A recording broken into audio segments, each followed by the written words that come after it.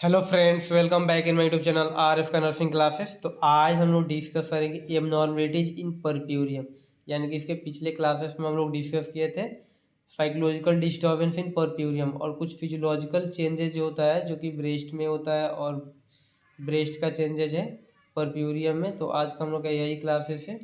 तो सबसे पहले अगर आप मेरे चैनल पर नए हैं तो प्लीज़ मेरे चैनल को सब्सक्राइब कर दे, वीडियो को लाइक कर दे और जो बेल आइकन है उसको प्रेस कर दे, जिसमें मैं जो भी नेक्स्ट वीडियो अपलोड करूँ उसका नोटिफिकेशन सबसे पहले आपको मिल सके। तो स्टार्ट करते हैं आज का क्लासेस विदाउट डिले। सबसे पहले हम लोग डिस्कशन है क्रेक्ड निपल। क्रेक्ड निपल में दे रहा है the nipple may become painful due to loss of surface epithelium with formation of raw area under nipple.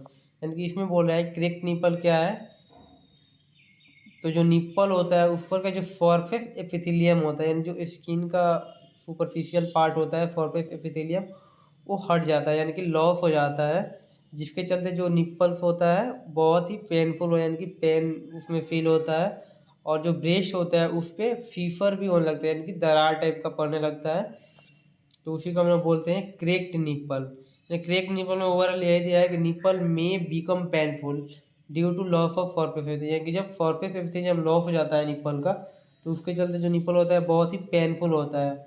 और क्रेक्ड निपल में और एक कंडीशन होता है, उसमें फीवर जो है यानी कि दरार टाइप का बहुत ही पेन करेगा। ये सब कंडीशन उसमें होता है क्रेक्ड निपल में। कॉजेज क्या है, तो inadequate hygiene resulting in formation of crust over the nipple, यानी कि अगर किसी भी चीज़ का हाइजीन नहीं किया जाए तो उसमें इन्फेक्शन लग सकता है। जैसे कि निप्पल का इसमें दे रहा है कि अगर निप्पल कोई हाइजीन मेंटेन नहीं करता है तो उसके चलते जो निप्पल होता है वो इन्फेक्टेड हो जाता है। रिट्रैक्टेड निप्पल, यानी कि जो निप्पल होता है वो थोड़ा अंदर की तरफ धंसा हुआ होता है, तो उसी को बोलते हैं हम लोग retracted nipple. Vigorous sucking and an inadequate milk flow, यानी कि इसमें यही बोल रहा है कि अगर जो बेबी है अगर वो फकिंग करता है, ज़्यादा तेज फकिंग करता है, तो उसके चलते भी हो सकता है क्रेक्ट निपल। और जो मिल्क फ्लो है अगर वो एडिक्यूट अमाउंट में प्रॉपर नहीं आ रहा है तो उसके चलते भी हो जाएगा क्रेक्ट निपल।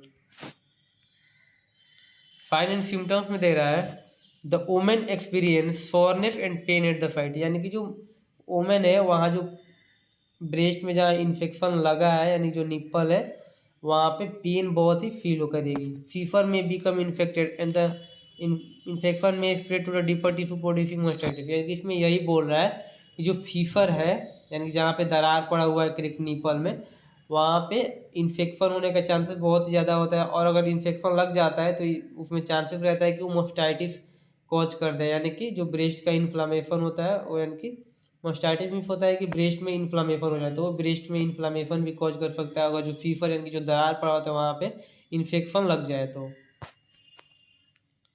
ट्रीटमेंट इसका क्या क्या कर सकते हैं हम लोग, तो दे रहा है application of tinctures of benzoin after the night feeding and tissue is fever is likely to be healed 8 to 12 hours, यानी कि इसमें यही बोल रहा है कि अगर फीवर को ट्रीट करना है तो उसमें एक आता है हम लोग का बेंजोइक आता है, तो उसको हम लोग आफ्टर नाइट फीडिंग हम लोग अप्लाई करके सो सकते हैं, जिससे कि जो 8 से 12 घंटे का समय लेता है हील होने में। यानी कि जो फीवर होता है उसमें हम लोग बेंजोइक जो एक क्रीम आता है उसको अप्लाई करते हैं, जिससे कि वो 8 से 12 आवर के अंदर फीवर को हील करता है।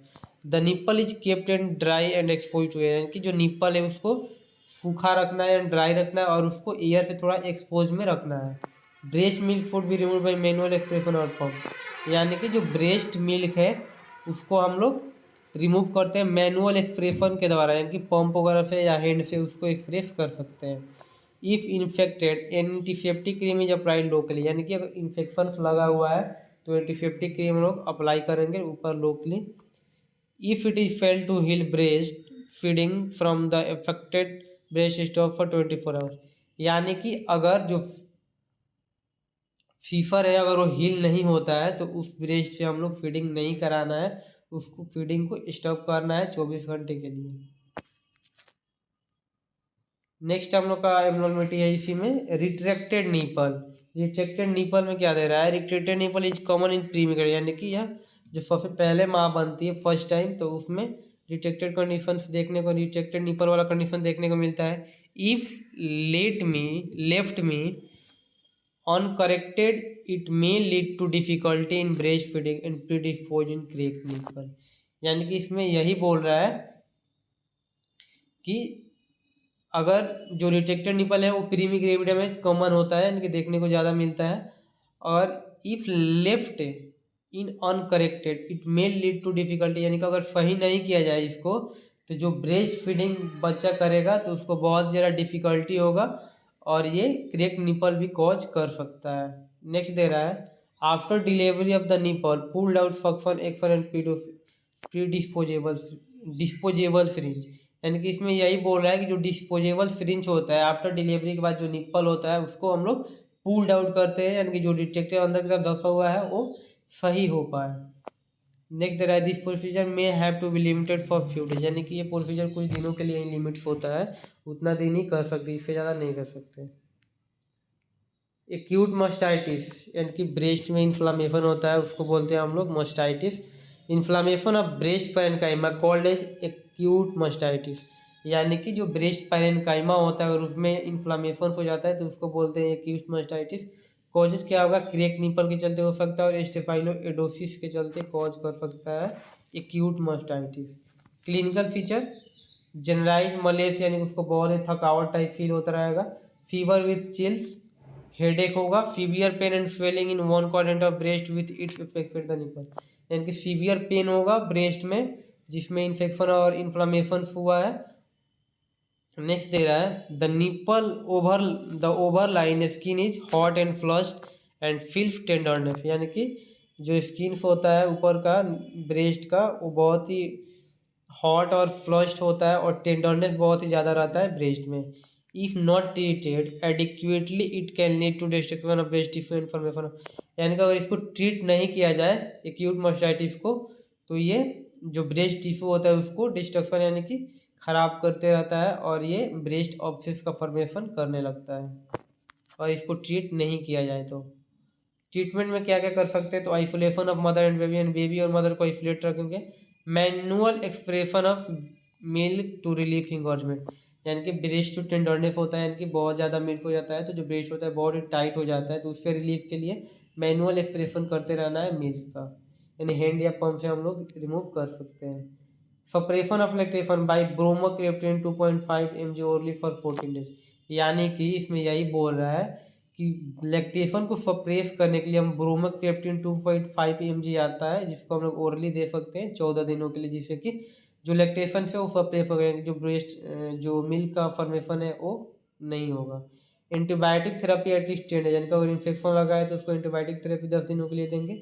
और एनाल्जेसिस और फेडेशन एज रिक्वायर्ड है, यानी कि उसको अगर नींद अच्छा से नहीं आता है तो फेडेटिव ड्रग देंगे जैसे कि डॉक्टर प्रिस्क्राइब किया होगा वैसे, और एनाल्जेसिस यानी कि पेन का जो मेडिकेशन है वो दे सकते हैं जब उसको रिक्वायर्ड होगा, यानी जब फीमेल को दर्द होगा तब दे सकते हैं। Then thank you all and I hope जो आज के क्लासेस है वो आप सबको समझ में आया होगा।